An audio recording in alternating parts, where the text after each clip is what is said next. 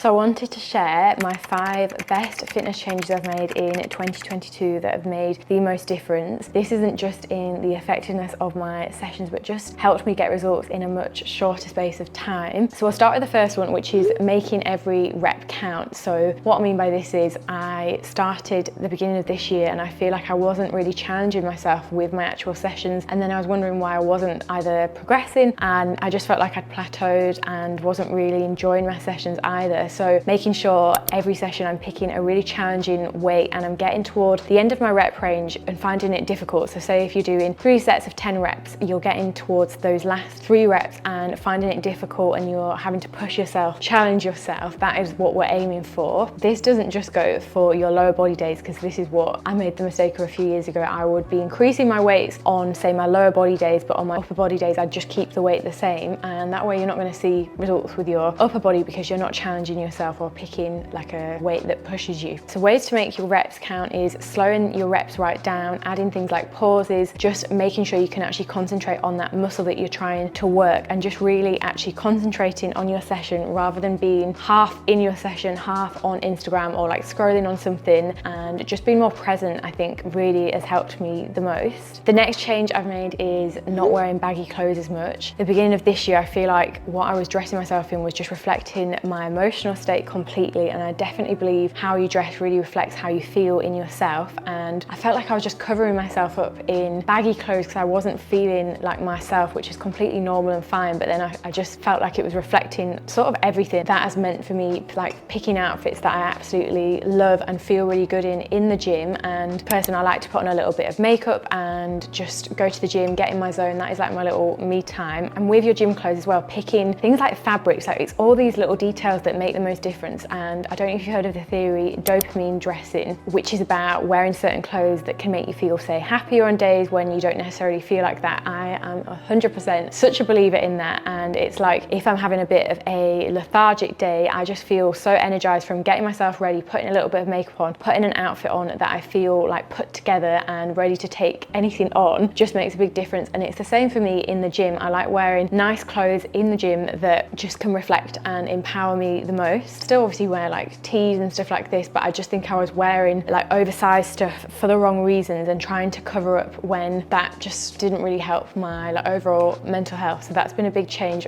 for my sessions as well. I just feel stronger in the gym when I'm wearing a gym fit that I love. You've probably heard me say this before. The next change I've made in 2022 is prioritized my protein intake, not just my overall calories, and really fine-tuned my macros. In the past I've tracked my macros, but I didn't really keep a close eye on like what I was hitting each day, and I really found that protein has been my biggest struggle in terms of hitting that macro. I didn't realize how easy I find to get my carbs in and fats, but protein I was really lacking. And since making sure I hit my protein target, I just feel like my recovery is so much better. I feel a lot fuller throughout the day, like I'm not snacking half as much. It's also helped reduce muscle loss when I've done a cut and also build some lean muscle. So that has been a massive game changer for me, and I'm really loving having more protein in my diet. The 4th fitness change I've made is a bit of a random one. I didn't know if to include this or not, but I do think it's important, and I felt like I really wanted to share it with you in case it could help someone who's watching this, is not mirror checking as much. And what I've done is actually physically move my mirror. So basically we moved into this apartment, was it last year? Moved into this apartment earlier this year and got this huge mirror, which is the same mirror that I had in my old house, and we just couldn't work out where to put it. So ended up being opposite my bedroom door. So basically every morning I would come out and be directly in this like a full length huge mirror, and because it's like an apartment, obviously I'm going past that every day, and I just found myself unintentionally mirror checking a lot more. You just, you know, like looking at yourself in the mirror much more because it's right there. Like every time I go to the kitchen it's there, every time I go to the bedroom it's there. And then I would be noticing obviously how much your body fluctuates throughout the day after each meal, after you've had your breakfast, after you've had a drink of water.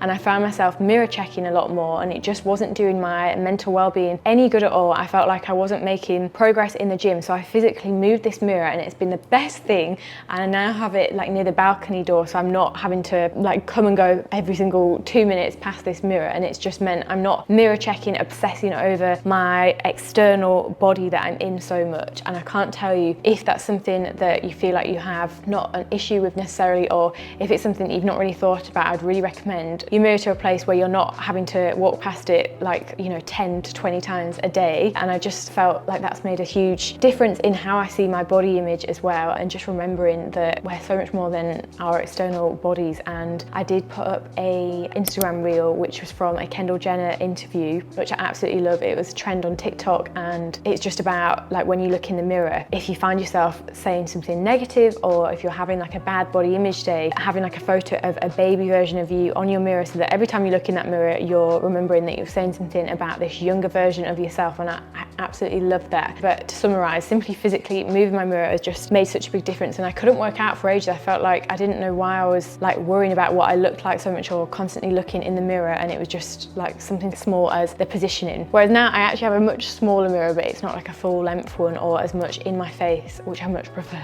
I don't know why I decided to sit like this, honestly. I'm so uncomfortable, but I quite thought it was a different backdrop. Let me know what you think. So the fifth and final fitness change I've made is introducing running again into my routine. So running has been one of those things, I feel like in the past I've had quite a love-hate relationship with it. I don't always enjoy the actual run-ins at times. Like I question every time I set off on a run, I think, oh my God, how am I gonna get to 10K when the first kilometer just feels like a marathon in itself? But this is the one thing that has helped me build so much mental strength and resilience. I can't tell you how I feel when I go on like a long distance run. I just feel so empowered, and just this energy, and just a reminder how much our bodies can do for us when, you know, like what you ask of your body and, you know, put effort into that. It's amazing what you can achieve. And I used to absolutely hate running. I would always stop after like running for 30 seconds, and to think now like I can comfortably run 10K has just been such a process in itself, and I just love how rewarding it is, and I feel like it's just translated across my whole life, which is amazing really. So I'm really enjoying doing more hybrid training, so a mixture of running. I run like 1 to 2 times a week, and then obviously weight train the rest, and I just think they go so well together. I feel so much fitter. My cardiovascular fitness is a lot better, and I think because my dad has had some heart problems, and my brother actually, it's just always like the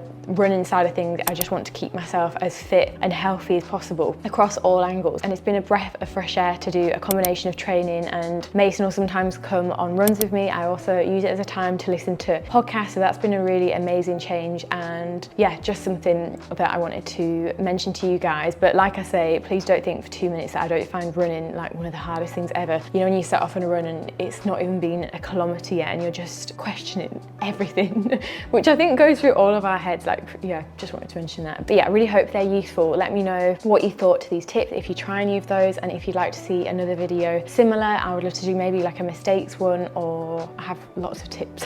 I really hope you've enjoyed this video, and I look forward to seeing you in the next one. I'd love to stick around by subscribing, and thank you for watching.